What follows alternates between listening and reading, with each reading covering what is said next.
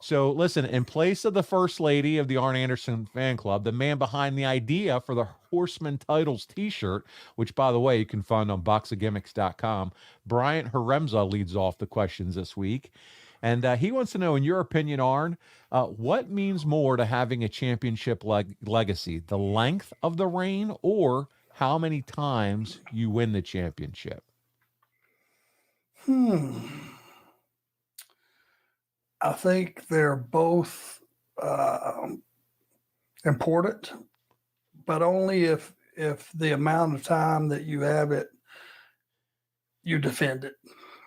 You know, you can have it 6 months and do 2 title defenses. It's not much of a title reign. That's why I love the TV title, you know, because every single week on television, you're going 10, 15, sometimes 20 minutes every single week defending that title. And that's difficult.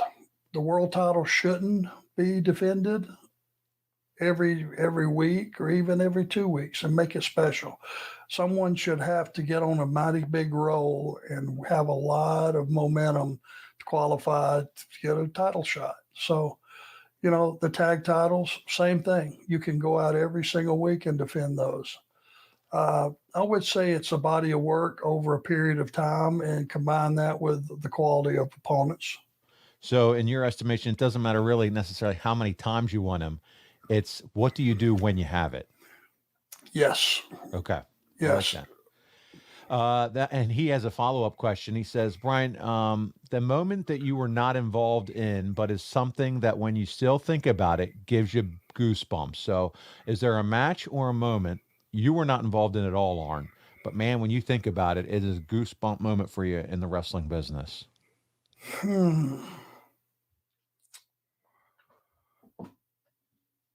Wow.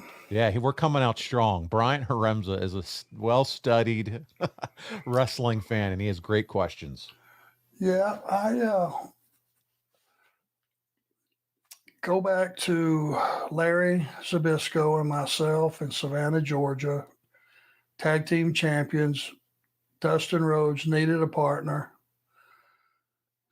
Had some difficulties locating one, but he finally did find one. And when it came through the curtain, it was in the form of a dragon. My first time meeting, believe this or not, Ricky Steamboat, person to person. He came out with that dragon hood on, and I don't believe anybody put it together because he was not working with the company at the time. He had been somewhere else, kind of off the radar.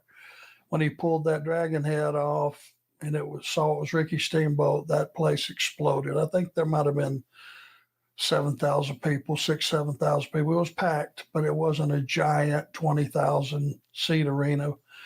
But boy, were they loud, and boy, did they pop. And the match that followed, Larry was at his best that day. The adrenaline was through the roof, and what a great match they gave us. That would be number one, I think. If you haven't gotten a chance, make sure you go back and check that one out. It's in the archives because we actually watched that clip together. You remember that, Arn? You and I went back? Yeah. And that was a lot of fun. So check that one out.